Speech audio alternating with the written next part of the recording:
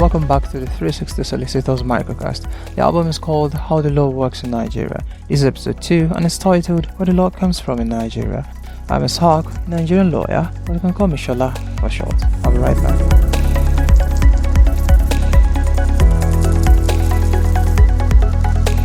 Yoruba people say, Ilu tí kò sí òfin, kò sí ẹ̀ṣẹ̀. In other words, where there is no law, there is no crime.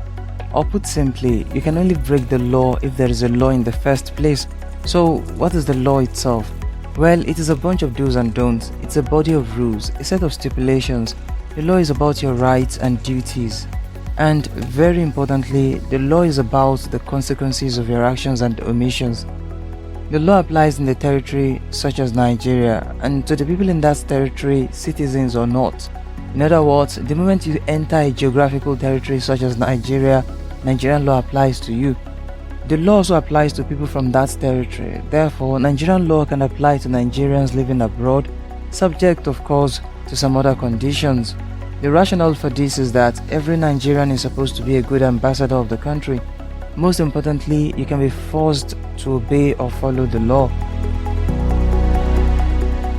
Breaking the law can lead to different consequences.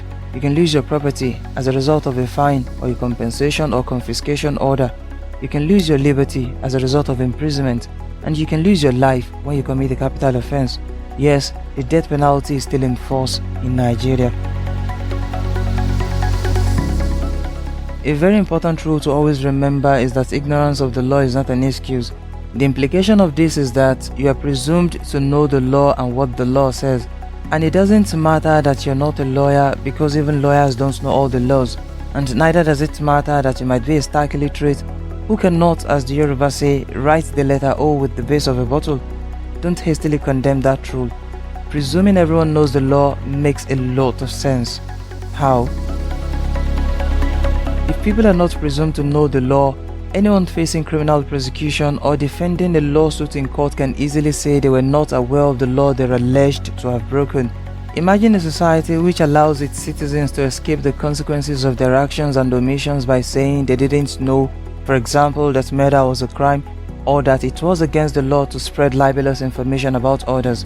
Of course, you're allowed in some cases to get away with breaking the law by saying you were not aware of the law you have broken. However, such instances are few and far between. Now, I just give you a very good reason to always listen to our microcast and follow us on social media to get legal information, not legal advice. Now that you know what the law is, the next question is, where does it come from in Nigeria? The law comes from the following places: 1. The Nigerian Constitution. 2. Nigerian legislation. 3. Decisions of Nigerian court.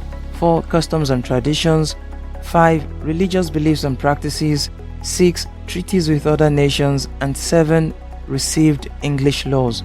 As you can see, the law comes from quite many places in Nigeria, and sometimes they contradict one another, but don't worry, we will explain each one of those sources in later episodes.